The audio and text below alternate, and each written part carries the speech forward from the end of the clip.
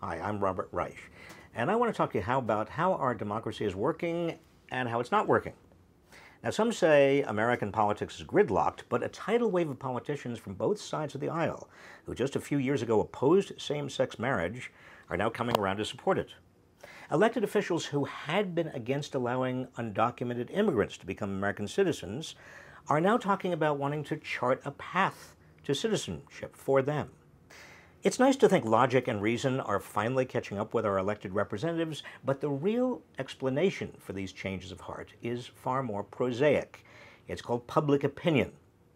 Polls show support for marriage equality at the highest level ever, with 58% of Americans in favor and 36% opposed. 7 in 10 Americans say there should be a way for people in the United States illegally to remain in this country if they meet certain requirements. And 90% support universal background checks before purchasing a gun.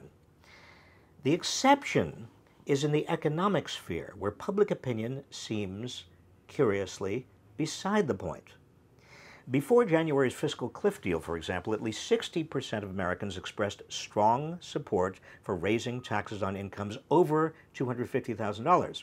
But the deal, as you recall, locked in the Bush tax cut for everyone earning up to $400,000. Polls also show Americans would far prefer to raise taxes to reduce the budget deficit than to cut future Medicare or Social Security benefits, and yet the president has offered to cut future benefits. Now, I understand legislative deals require compromise, but why is it that deals over economic policy almost always compromise away what a majority of Americans want? Or to take another example, 65% of Americans want to raise taxes on large corporations. That's what the polls show. But both parties are heading in precisely the opposite direction. Half of Americans favor a plan to break up Wall Street's 12 megabanks, which control, right now, about 69% of the banking industry. Only 23% oppose such a plan, but what are our elected representatives doing? They won't even consider this kind of a plan. Our politicians are sensitive to public opinion on equal marriage rights and on immigration, and they are relatively sensitive on guns, but why are they tone deaf to what Americans want on the economy? That's because marriage rights, immigration, and guns don't threaten big money in America. By contrast, any tinkering with taxes or regulations sets off alarm bells in our nation's finely appointed dining rooms and boardrooms.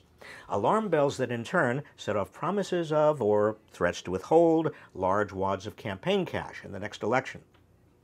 When political scientists Benjamin Page and Larry Bartels surveyed Chicagoans with a net average worth of $14 million, they found their biggest concern was curbing budget deficits and government spending, ranking these as priorities 3 times as often as they did unemployment.